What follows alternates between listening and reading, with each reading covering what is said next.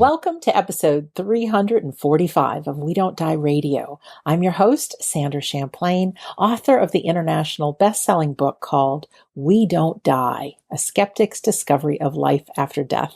Before we get started, you may or may not have heard that our friends at IANDS, which is the International Association for Near-Death Studies, will be having an online conference August 14th through 16th, 2020, with over 60 presenters and panelists, including myself and our guest today. Also will be the New York Times bestselling author of Dying to Be Me, Anita Moorjani. And it's a conference about the afterlife, not just near-death experiences, but touching on grief and so many different afterlife things and living life. It's a low price, and you get all the videos on demand after the event if you can't join one of the sessions live. You can find out more at iands.org, which is IANDS.org.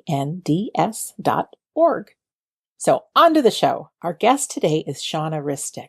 At the age of 19, after a near-death experience and 3-week coma, Shawna began her quest to become a healer and to understand and find here the home she had experienced on the other side.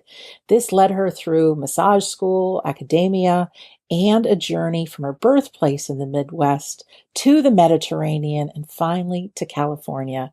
Currently, Shawna is a massage therapist. In fact, she's voted best in Santa Cruz in 2020. She mixes hands-on healing work with her psychic abilities and what she calls intuitive healing. Whether you see her in person or socially distanced right now, she does phone and Skype and Zoom meetings with people. She uses her vibrational awareness to clear blockages and energy disconnect. She offers spiritual guidance and facilitates communication between people, their spirit guides, or their loved ones who are near death or deceased. She also offers retreats and workshops nationwide. You can find out more about her at shawnaristic.com. Shawna, a warm welcome to We Don't Die Radio. Good morning. Thank you, Sandra. You're welcome. You're welcome. We are recording this July 24th, 2020. And I always think of our listeners listening somewhere in the future. But we are recording this in the time of the COVID-19 pandemic. But we are making lemonade out of lemons. So on to you, Shawna. Tell us a little bit about you and how your story began. And it sounds beautiful where you live, by the way. Oh, thanks.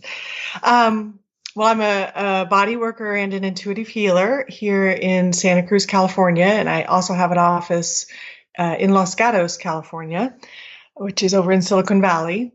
And my path as a healer, I call it, my path as a healer began when I was 19. As you mentioned, I had a near-death experience. I was, I was actually not on the best path at the time. I was working in bars and sort of trying to figure life out. I was 19 and, not really sure where I was going, and I was modeling and then I was on my way to the airport to meet a friend to fly to a football game in Minnesota, the Chiefs game. I was in the Kansas City area, and I'd never been to a football game. And so it was Christmas morning, and we woke up and we did our Christmas thing at my family's. And then my family left to go to my extended family's house, and I took a nap. And as I woke up from the nap, I realized, oh no, I'm running late. And I rushed out of the house and I threw all my things in the car. And the last thing I remember is looking as I got onto the highway that I was going 75, and I needed to call my friend and tell him I was on my way. And I bent over, I took off my seatbelt and I bent over to pick up my car phone, which was back in the early 90s where car phones were those big bags that you plugged into cigarette lighters. Right. And it was in the passenger floorboard.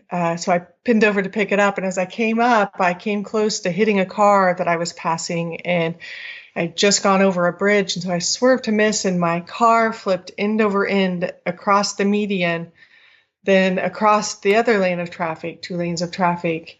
And they found me face down about 40 feet from the car, turning blue. I don't remember any of that, but the car behind me was a nurse, and the next car from the other direction was a nurse. So there were two nurses immediately on scene. I kind of like to think that the angels were really watching after me that Yes. day.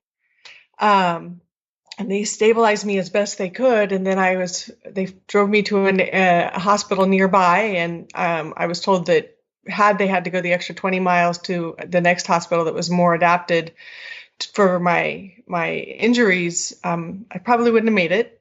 But there happened to be a doctor who was there twice a month at the closer hospital, and she happened to be there that day.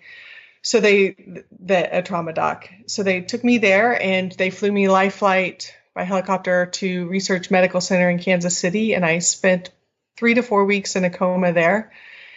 Um, and the prognosis wasn't good. They said I would always need assistance. I would be mentally handicapped. I'd probably never live on my own again, and I'd never go back to school or anything like that. And then I started coming out of the coma at about 4 weeks, and they transferred me to a neurological hospital, and they said 4 to 6 months to rehab and not to expect great things. And I did it in 4 weeks, and I moved out back on my own that was in February. I moved out on my own by that summer, and was back in school by that fall.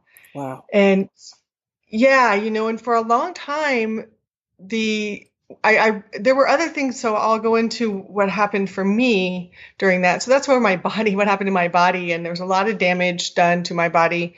Punctured lungs and cracked ribs and cracked pelvis and head injuries and many other things I probably forgot.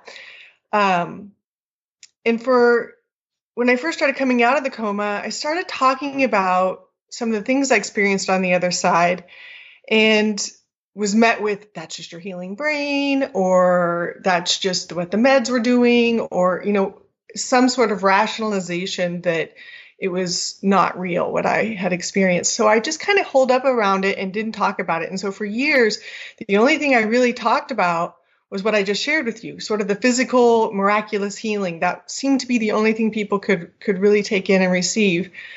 But what I experienced on the other side was, so I remember opening my eyes and being in this bright, bright, white lit room, and standing on either side of me were three beings. They look human-like, but they were very tall and very bright, white light, like light coming from them. And they slid their hands underneath my back and helped me sit up. But I realized I was lifting up out of my body, and then standing in the room with them. And, it felt like this was family, but like real family, like family without all the conditions that we often place on each other in our earth families. And they showed me, they showed me what I had come to do and what I'd done this far and what might be possible for here on out. And I felt like the whole contemplation was I coming back? And I didn't really want to. I really liked it there. They were really great. It felt really, the love vibration that I felt there, the acceptance, the warmth, the lightness, and just the general everything's okay. Was really, really great. But they showed me what would happen if I didn't come back, how it might affect my family, especially my brother, whether he would marry or not, or how his whole relationship with women would change. And they showed me that it's kind of like looking out of an airplane at night at all the lights over a city. And if you imagine one light going out, that it could create a power surge in all the lights around it. And that's sort of what happens when each one of our lights goes out. Wow. Each of us is one of those lights. And that was what would happen if I left. And then I remember, a lot of it was my time on the other side was spent sort of contemplating or trying to understand if what I was experiencing there and matching it up what was going on the earth side, or the reality side, so to speak. And I remember looking from the top corner of my hospital room, down at my body in the bed, and my mom sitting there next to the side of the bed with my hand and her hands clasped, like she was sort of bent over praying, and thinking, wow, what have I done? What have I done? Mm-hmm. And then the next memory I really have, as far as on the other side, is I remember being in a circle of these beings, and there were 12 of them, and they were debating whether I should go or stay. And that's the memory that I really held the most closely when I first came back. And I, for a long time, thought that they chose and that I didn't. But over the time, I've come to realize that it was a joint decision, and I have to take responsibility for that. Mm-hmm. And so, so I began to come out of the coma, and one of the memories I have of, again, like trying to rectify what's going on this side and what I'm experiencing on that side. One thing, as I was coming out, I remember lying in my hospital bed, and my eyes opened, and I'm kind of looking around, and my friend is there. So the circumstances in the hospital, I was in ICU, so only one, or I think maybe two people could come in at a time to stay with me, and only like 3 times a day. So basically, one of my closest friends and my family stayed in the waiting room and just kind of camped out there for the 3 weeks, waiting for those moments to come in and see me. And this was one of those moments where my friend was sitting there, and I remember looking at him and willing him to open his eyes. Just open your eyes, I'm awake. And he did. And he looked at me, Shawna, you're awake. And I broke my mandible, my chin off. So I have metal plates in my face. And so I couldn't speak very well, but I managed to mumble what something he understood to be what happened. And so he began telling me his perspective of what happened, but I didn't hear what he said. I don't remember what he said, but what I do remember is noticing that love vibration, that all-encompassing, pregnant possibility of the space that holds us all, that love vibration, that exists on this side too. I remember feeling it in the room, and then I could expand my feeling to the whole hospital, and just, wow, it's here too. And I remember looking at him and seeing light shining out of his eyes and thinking, realizing, yeah, and each of us is one of those light beings as well, that light within us, that love space and that accepting space, and those accepting beings that I knew from the other side that I'd been spending so much time with, that was here too. and then I couldn't hold it any longer. Staying awake and staying in body is challenging work, so bravo for everyone who does it every day. And so I fell back and back and back and back and back into the coma. And then, maybe a week or so later, I started coming out. And one thing I knew when I came out and started to become really, truly conscious was that I came here to help people heal and find their way home. And as I said, I started talking about my experience with people, but was met with rational explanations and sort of hold up around it, and just realize it couldn't be received, and I didn't want to forget it, and I didn't want to doubt it. And so, and I didn't go out and seek other people who had those experiences. This was, Christmas Day of '93 in Kansas. So there wasn't a lot of people around me who were very spiritual or had a lot of maybe experiences like this. And so I didn't seek other people out for years to understand what I had gone through. And I didn't know that there was Raymond Moody and the whole International Association of Near-Death Studies and all of that I didn't know about. because I didn't want to, and I didn't want to go look for books about other people. I mean, I ran across a couple books, but they were always experiences that weren't like mine. They were maybe usually very more religious oriented or something along those lines, and that just didn't match what my experience was. And I didn't want to superimpose someone else's experience on mine. So I kind of holed up around it for about 20 years. But during that time, I, again, as I said, knew I was here to help people heal and find their way home. And so I started looking for, where is that home? How do I find it? Because I know it's here. How do I find it? And I began that search. Took me first into, I went back to school and I was going to study nursing. And then after about a semester of that, I realized, that's just not it. That's not quite the right thing. And then I was going to go into psychology, and then that didn't quite feel right either.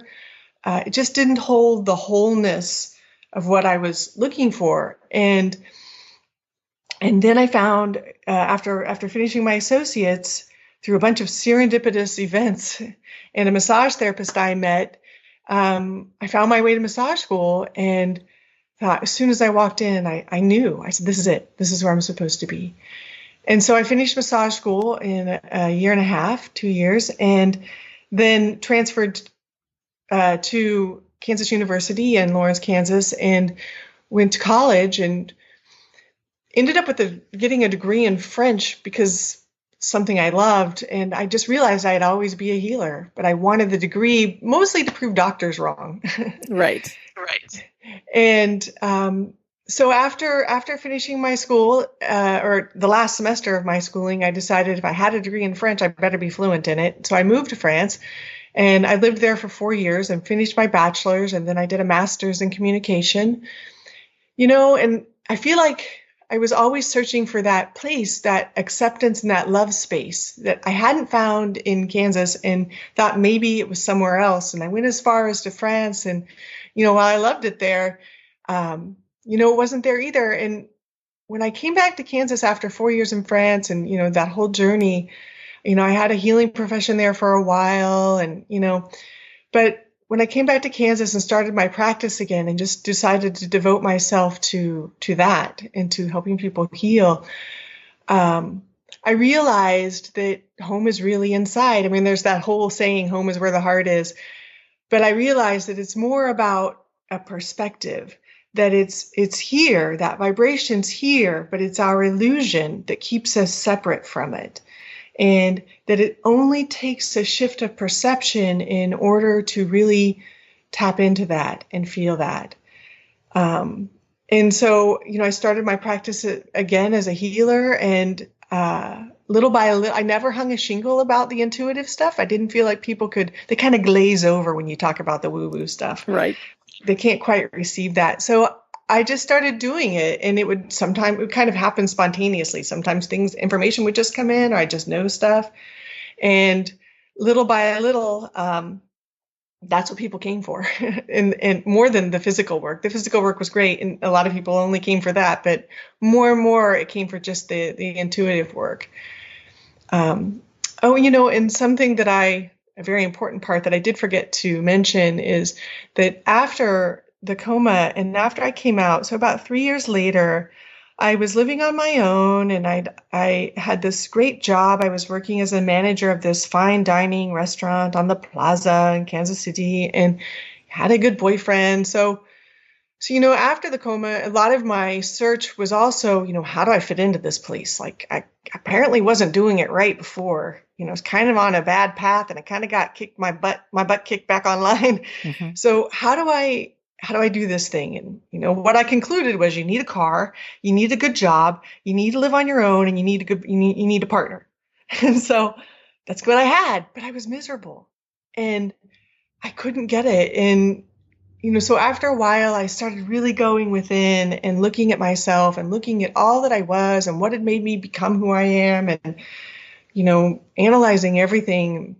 And I started journaling, kind of an automatic writing thing, and just journaling all of my thoughts, and journaling and journaling and journaling and journaling. And after a while, I kind of realized I would go into a sort of trance, and when I would reread my journaling, I would see that something had started answering.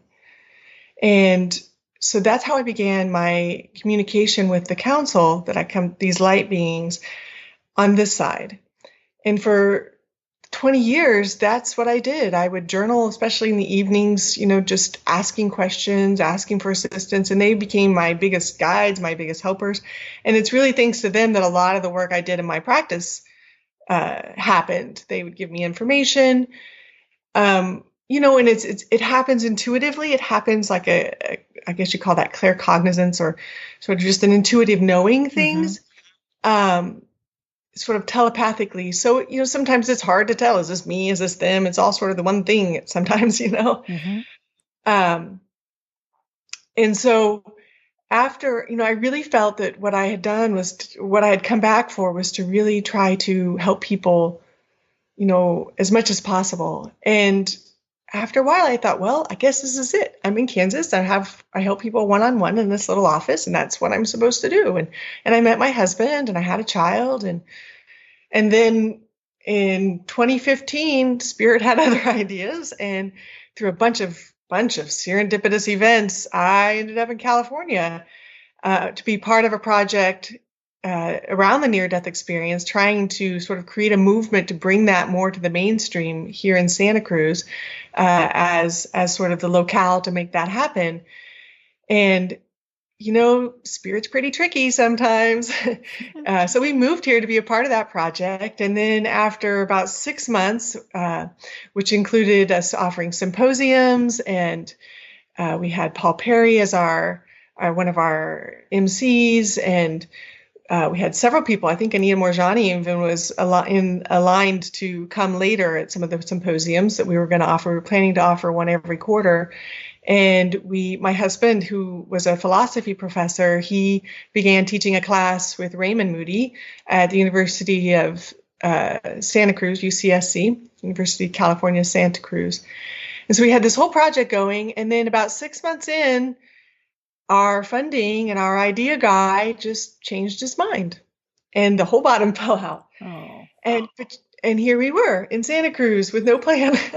But it all worked out just fine. And I can say now, 5 years later, it's been a really incredible experience. Now I'm working in Los Gatos with an office, and I have an office in Santa Cruz. And, it's opened a whole window of interesting interactions with people through just my networking and my introduction through IONS, and all the people that I've met in the near-death movement. It's really opened up a huge avenue of growth for me, and for really offering my gifts to the world in coming here. So I'm super grateful for it, even though it was quite a challenge to begin with.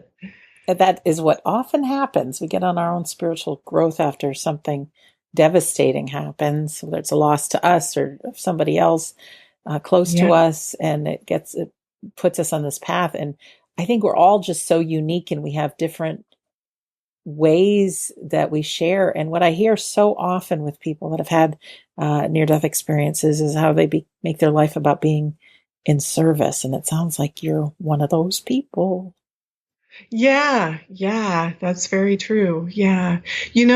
It's hard for me to tell the story, and hard for me to talk about it. I mean, at first it was hard because I didn't have words for it, because I just hadn't talked about it.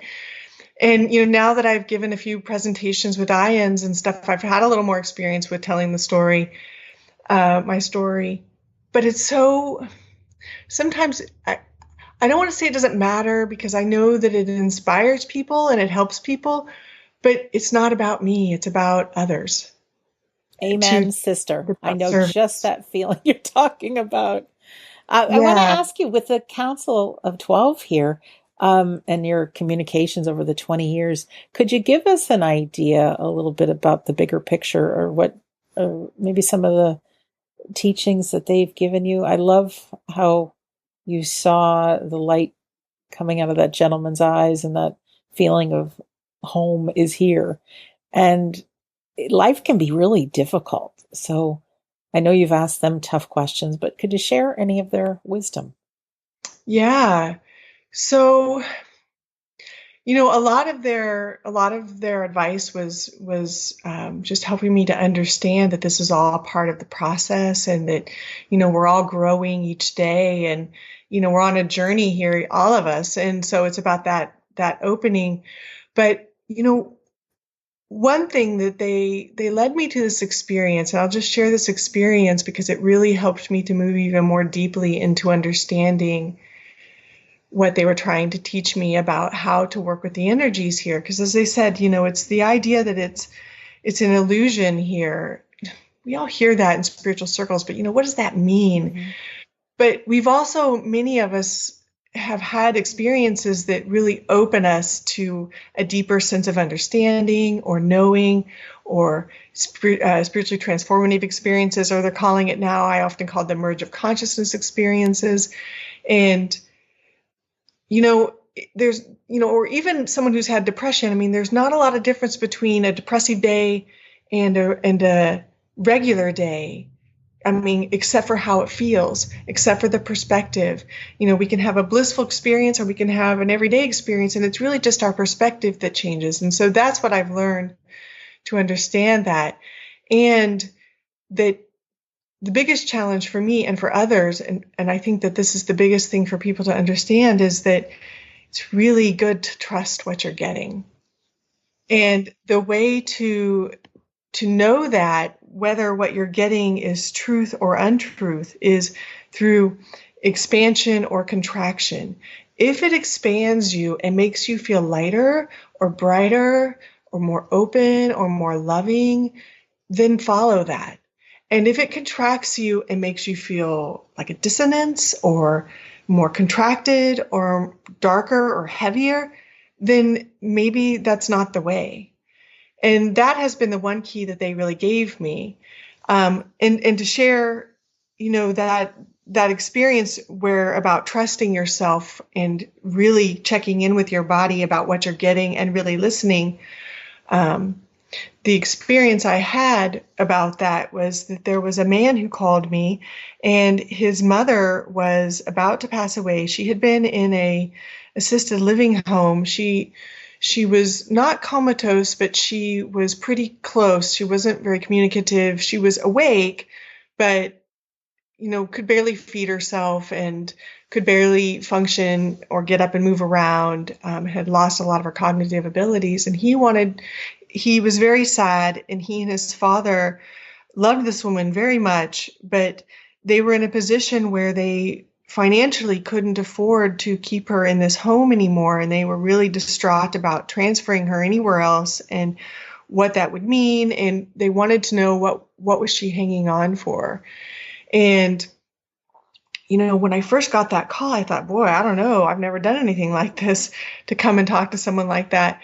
But the council reassured me that, this would be okay and I could do this. And it was really about, again, that trusting what I'm getting.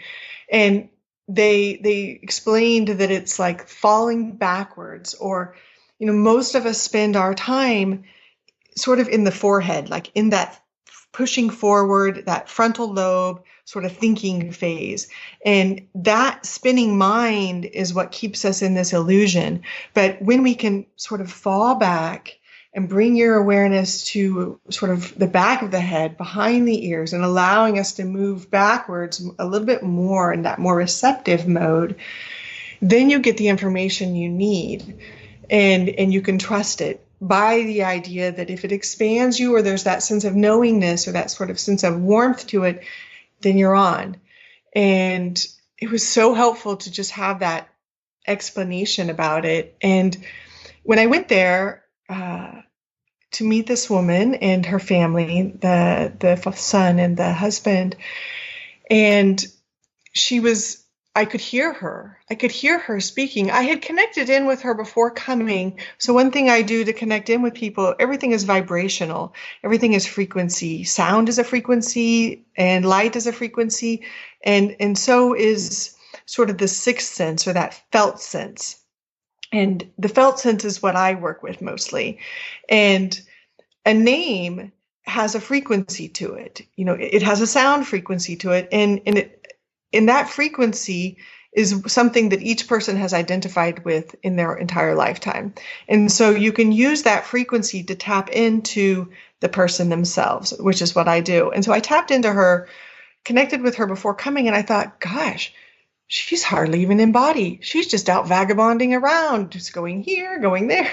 Mhm. So when I got there, I was surprised that she was still awake as much as she was. I was expecting her to be a little bit more dormant or comatose or whatever, and I could hear her. I could hear her very well, and I understood that she was holding on to her body because she believed that was the only way to stay connected with her family. And that if she were to leave body, that she would be disconnected from them. And I shared this with them, and we had this beautiful reunion. And it was amazing. She woke up. Her eyes lit up, and she was, ecstatic that I could hear and that someone was communicating for her.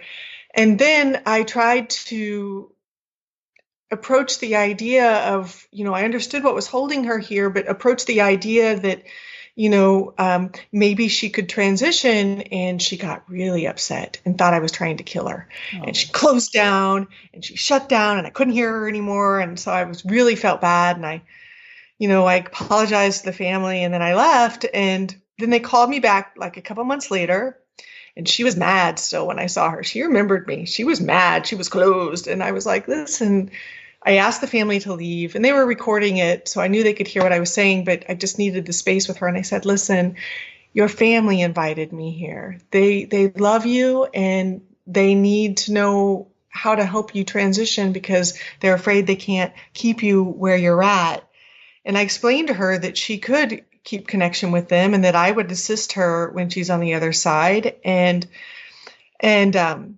the family came back in, and she opened, and we had this beautiful reunion, and I could speak her words for her to the family and had this amazing experience. And then I left, and maybe 2 months later, I got a call from her son that she transitioned. And I kind of knew, I felt her. And then the funny thing is that a month or two later, she came into my mind, and she just wouldn't leave. She was just hanging out and hanging out and hanging out. And I kept thinking, okay, I'm going to sit and meditate and see what you need.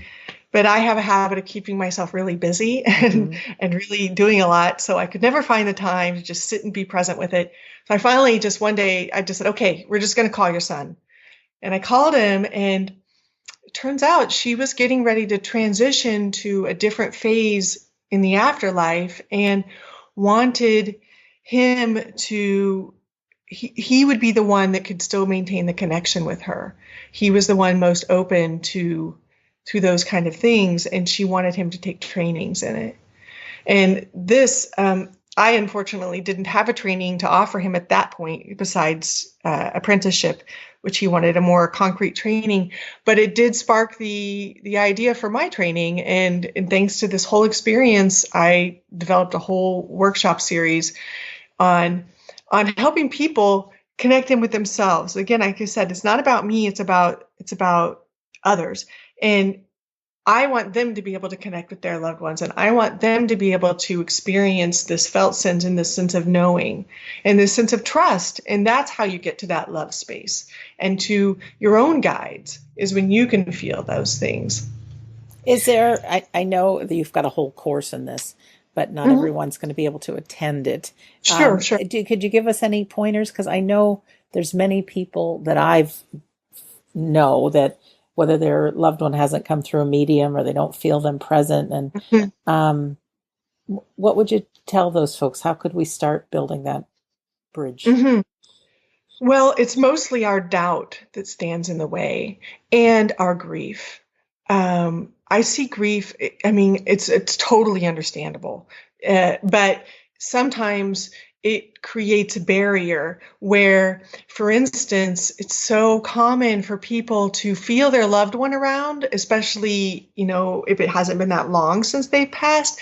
But then what that does is they may feel them, and they'll feel this overwhelming love and this presence, but then they feel afraid. Oh, I'm sorry, not afraid, but I got a little bit distracted. They feel this loving presence of this person, and then their mind jumps in and says, but they're not here, but they're gone. And then they automatically go into the loss and the separation and focusing on the separation and the lack rather than staying with that, oh, the thought of them just came into my mind and I feel their presence. What if I sat down and just sat with that? Not in the sense of what do you want, what are they, but that forward head sort of frontal lobe thing, but in that sort of just being with that presence. With the suggestion, with the idea that maybe it is them that they want to communicate with you, and what would they want to say? For me, something that has really worked well is writing and just allowing myself to journal whatever comes to mind with that. For some people, it's just more of a meditative sort of just sitting in with that presence. There's also, for some reason, mirrors are really great. Many of us have had those experiences where we catch something out of the corner of our eye and then we look and it's not there. Those are all sort of indications that there's a presence with you. And when you feel that, rather than moving into lack or the fact that they're not here or to the concrete reality of it, instead sitting with the idea that this may be them energetically reaching out, that can, just that shift of awareness and that lack of doubting it can really help. It does. And I love how you say bring the awareness to the back of your mind, because I know that it's just being human. We're always thinking about the future or in the past or, all these repetitive things. So I love that back of the mind. And I also was just thinking about journaling. When we can get out of our mind our thoughts that are right there, it allows other things to come through. And whereas your counsel is coming through, I've written some things that I think, holy smokes, where did that come from? Right? Exactly. Yeah. And the counsel has been great for me, but I feel that every one of us has, I think I heard the term soul group used, and I really like that. I think that's a really great way to explain that each of us has this assistance. There was a series or a period of time after, as I was probably the next 7 years after the coma, as I was sort of trying to reintegrate into life. Because, when you wake up from a coma, it's not like not like the movies where you just wake up and you're like, I'm back. No. It takes a really long time to get back in body, and it's a real challenge. And there were also these moments I had these sort of, I call them merge of consciousness, or these blast open experiences, where suddenly just the light would shine on me and I would just know, and I would just be blasted open with this sort of awareness of something greater, something bigger, and a download of information. And one day that happened, and like it suddenly occurred to me that each of us were kind of like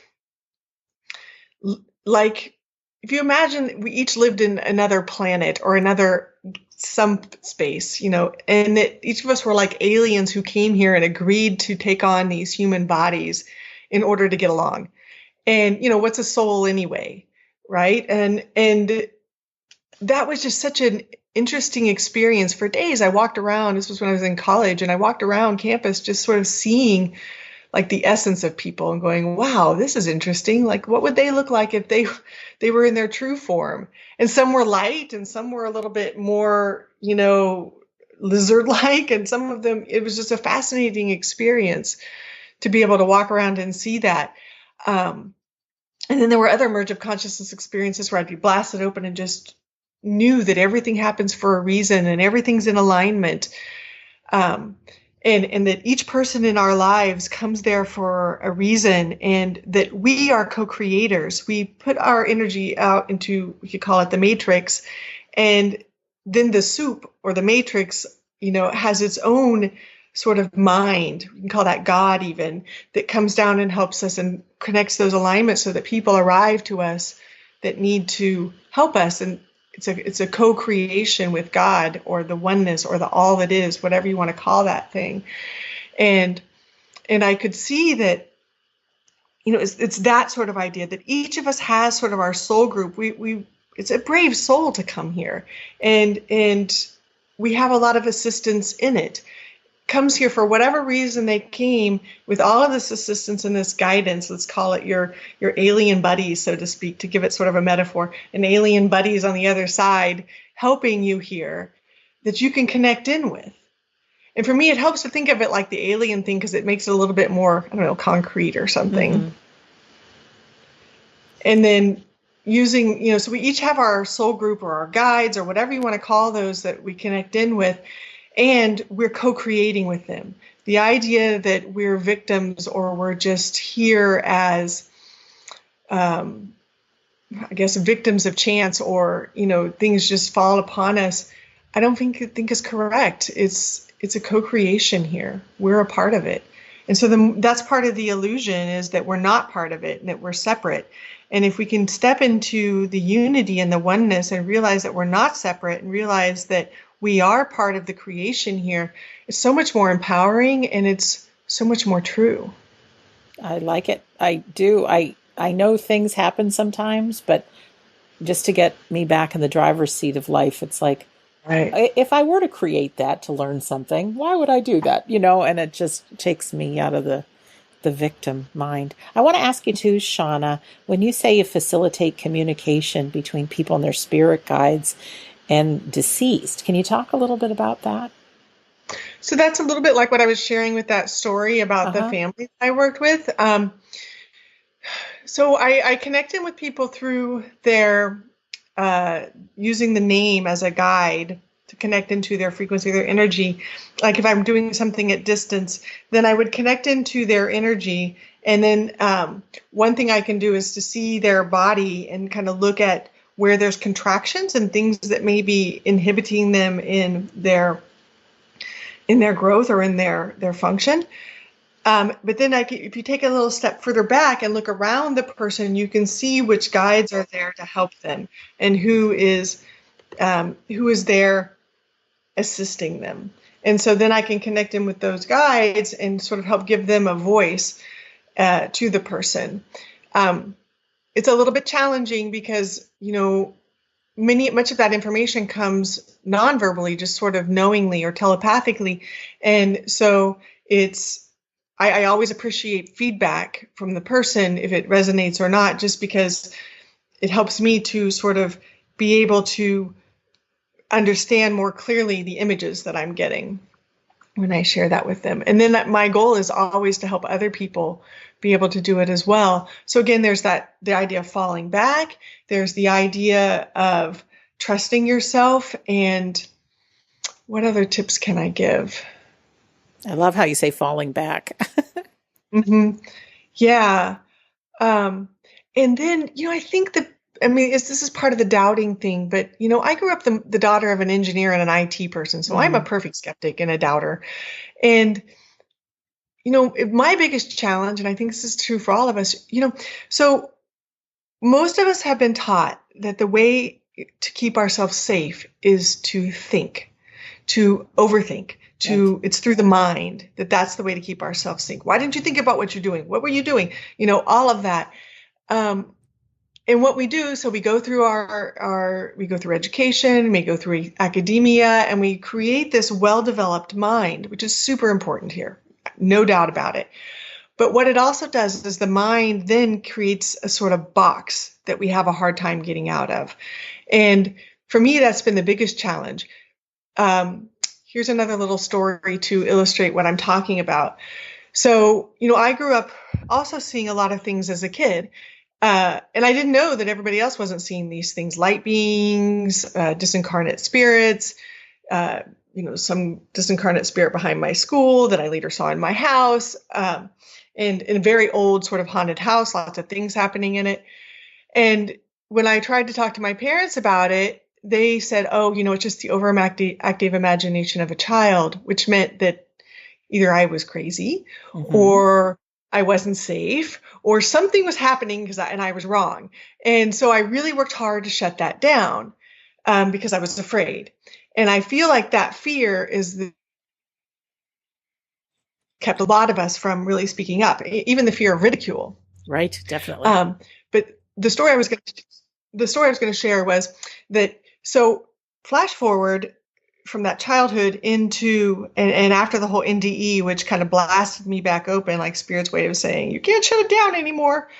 And I was already married with my child, and everybody was in bed one night, and I was watching YouTube videos, and someone had the idea about having office hours when you're working with energies, because I was having trouble sleeping, and I was realizing that it was because energies were coming at night and they were waking me up. And I was like, ooh, office hours, that's a great idea. So I was sitting at the table. I'm like, well, if I'm going to have closed hours, I better have open hours. And so I was just sort of amusing myself with just allowing energies to come in and speak to me at the table. And maybe it was just my imagination. Maybe it wasn't. But yes, it was imagination, because that's our biggest tool. That's our biggest communication tool with the other side. And you use that expansion versus contraction to know where you're at with it. Mm-hmm. So I'm communicating with these different entities and helping them transition to wherever they need to go, into the light. And then I'm like, okay, we're closed. And I go upstairs and I take my shower. And as I'm in the shower, I feel this energy step in, and I felt it physically, and I'd been kind of playing with it downstairs, sort of, is it real or not or whatever. But I felt this like in my face, like breathing down my throat. And it really created a lot of fear in me. And I flashed into memories of as a kid feeling these things. And what I would normally do as a kid would be hurry up and get out of the shower, run really fast into the bedroom, jump over the bed so nothing could grab me under the bed, and tuck my covers up to my chin. Right. Right. And I felt my urge to do that. And then I was like, wait a minute, we're doing it differently now. We're doing it differently. And so I just stood there and I faced this thing, and I was like, and of course I couldn't visually see it, but I could feel it. And I said, who are you?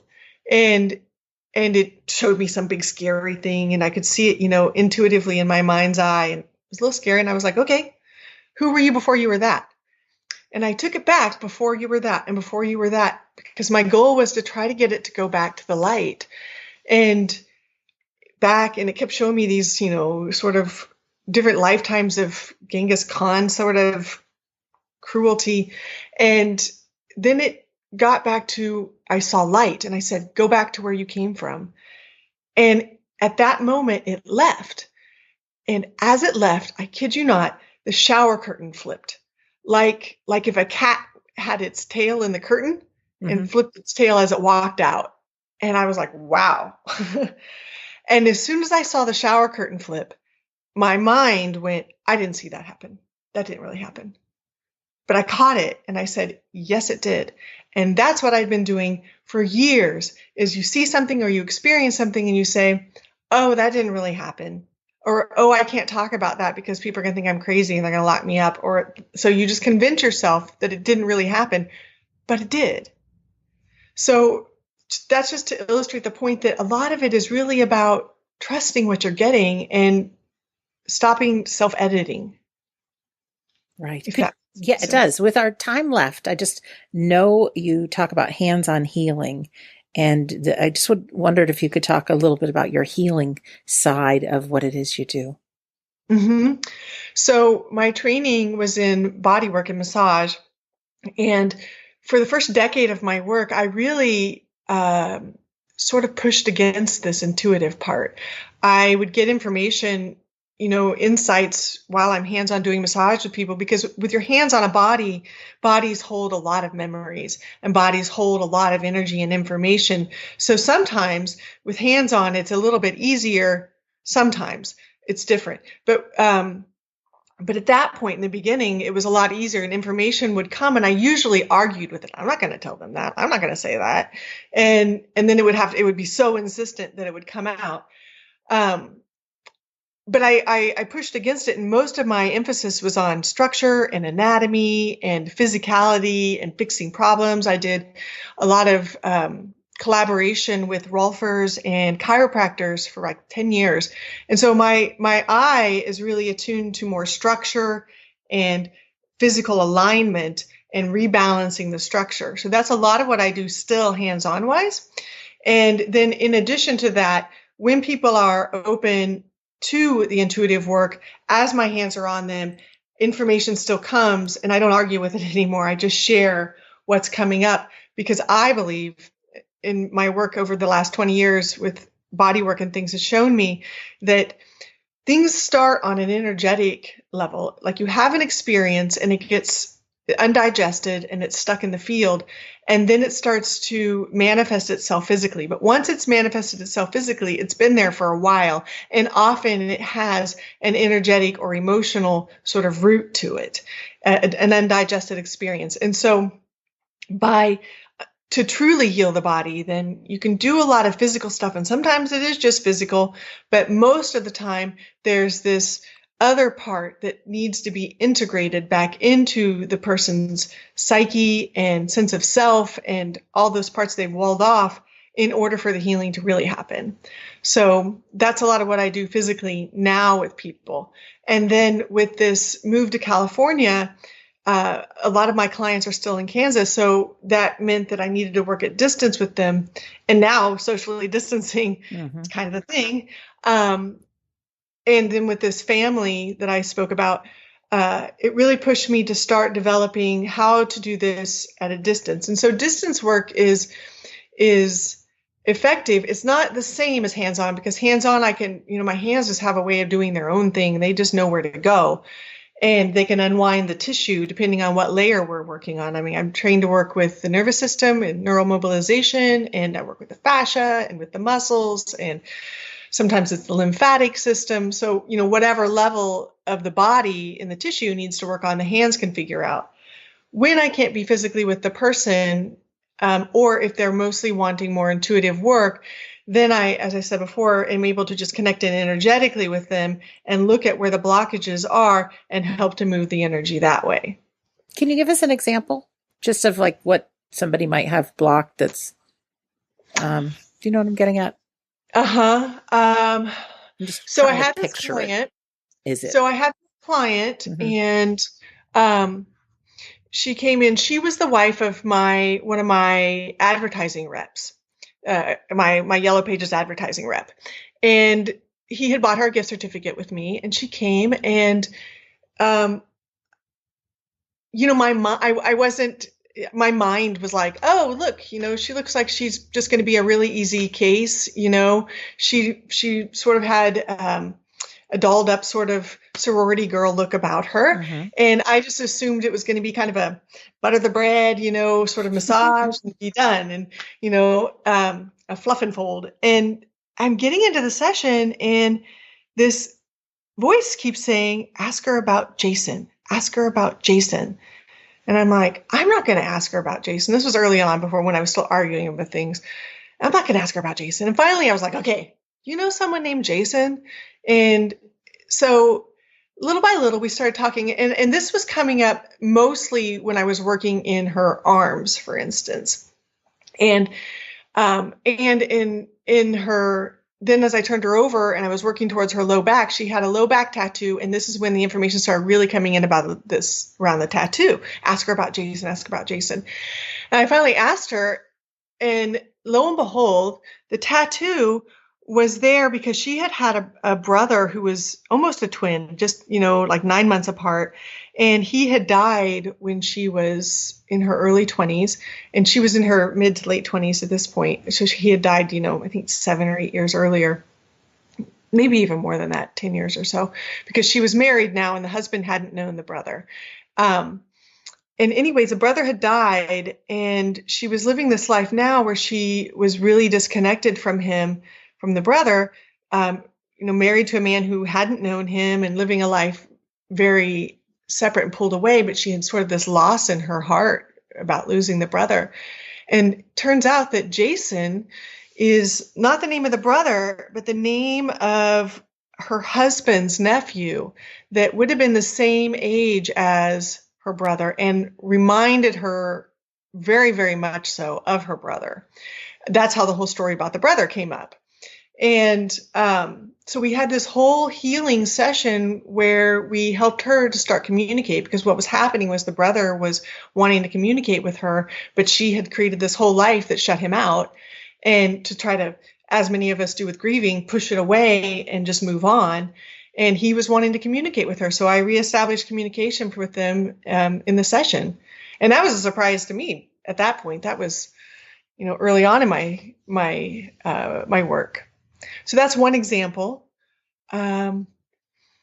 Another example would be a woman I was working with who was a professor, and she had been really struggling with work situation, was really having challenges at work, just feeling not appreciated or not respected, or something was going on with work. And she was probably in her 60s, an African American woman. And as I was working with her, information started coming about some sort of blockage that had happened in her childhood that was really affecting this work situation. And so there's a process I do called inner counselor process to help go back through the layers, back to the time period where maybe the thought or the original experience happened. And we went back, and she hadn't really known racism when she was a child. She grew up with a family that just didn't emphasize that and hadn't really experienced it growing up until she was in college. And there was one experience she had where she went to rent an apartment, and then it became really evident that she didn't get the apartment because of her skin color. And that was such a shock to her.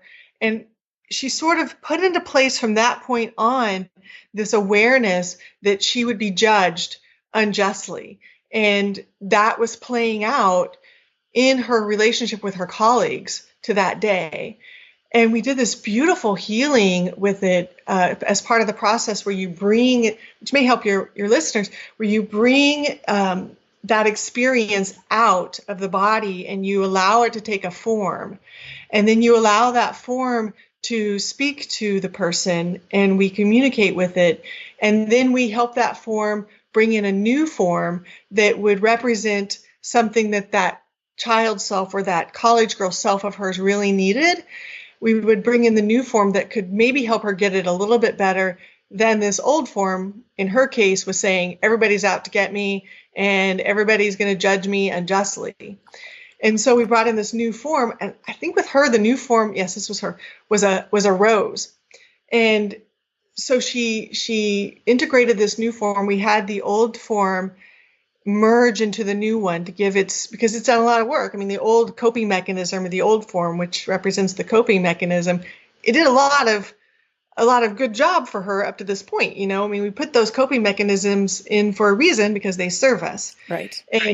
But usually by the time we're older, they're not serving us so well anymore. Mm-hmm. Just keeping us more separate. So this new coping mechanism, it merged with it, and it was great. And it was this rose. We had this wonderful healing experience. And then I'm like, okay, I tidy up the session, bring her back around into her body. And then I open the door to leave in the room. And as I open the door, I kid you not, there's a rose laying on the floor in front of the door. I have no idea how it got there. Maybe a colleague had a bunch of roses and accidentally dropped it on the way out. I don't know. I mean, that's my rational explanation for it. But I was like, I think this is for you. And, shortly after that, she really realized she wanted to retire. And she did. And she's been really happy ever since.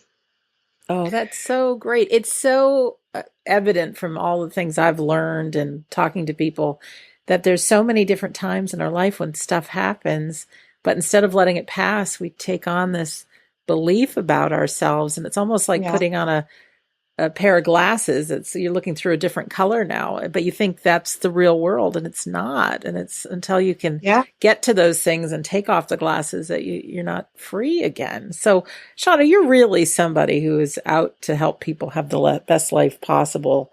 And I really applaud you for all that you're doing. And thank you. Really, truly. And to your point, I see that there was a time in my life right after the NDE that all I could see was that light in everybody, that essence, that you talked about, that we create filters over or goggles over. Mm-hmm. And I would just stay focused on their light. And then I'd end up in these experiences where I was like, looking back, go, wow, that was really not safe. But it was just part of my training to realize that there are all those filters and you can move through those filters. But we also have to be aware that those filters are going to, they impact how people behave in the world. And each of us can let those go and move back to just have the willingness to move back to our essence and to that light that we are inside. Then you can let those filters go. And then you could do things like choose to put a filter on. Yeah, very true. I know with all my investigation of myself, there was an incident that happened when I was a kid and I created not good enough.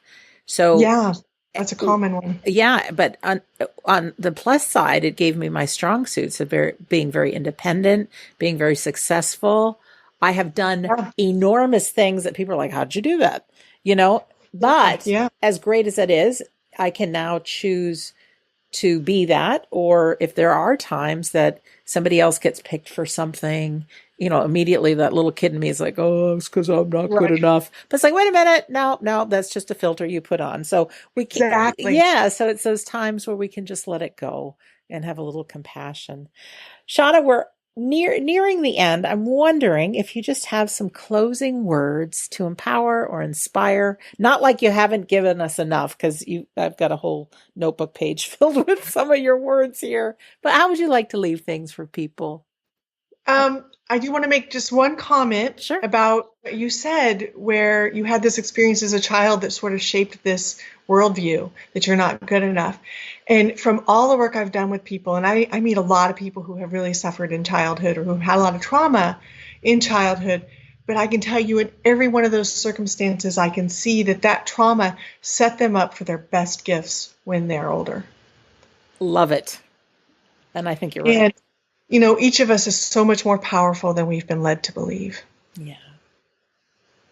Thank you. You're welcome. Oh, I really enjoyed talking to you and listening to you. And for a listener, thank you for spending this hour with Shawna and I. As a reminder, her website is shawnaristic.com. And wherever you're listening to this, in the description, there's a link to that. I want to just give you some other links that you may enjoy. All past episodes of this show are available at WeDon'tDieRadio.com. They're also all on YouTube. I think the last 100 of them are on iTunes and iHeartRadio and so many other places. If you're new to the show, you can also join my Insiders Club. It's a little pop-up when you go to WeDon'tDieRadio.com. You'll get a free copy of my book, We Don't Die. It says only a few chapters, but here's the secret. It's the whole thing, as well as a very healing audio called How to Survive Grief. If you'd like a free copy of my audiobook, you can go to the store page on that website. And when you see the audiobook, type in coupon code FREE, FREE. There's also a new calendar that we have. We have created a ton of online courses and demonstrations, even a Sunday service. It's a non-denominational service done in the most inspiring way, including a mediumship demonstration at the end. So great music and great people and great things. So you can join us for that. We also have a We Don't Die listeners Facebook group, because there are many of us that can't share these good things with the people immediately in our life, and really want you to be able to connect with people that also believe in the reality of not only the afterlife, but the bigger picture and how to live life. In closing, my name is Sandra Champlain. Always so happy to be your host on We Don't Die Radio. I do believe that life is an education for the soul, that your life here on earth is important. And I love some of these things that Shawna said. You are a brave soul. We chose to come here. Imagination is our number one communication tool. So if you think things are just your imagination, oh, they're more than that. And that is just the entryway in to find that feeling of home. You just trust what you're getting, and we can actually make the choice to change our perspective.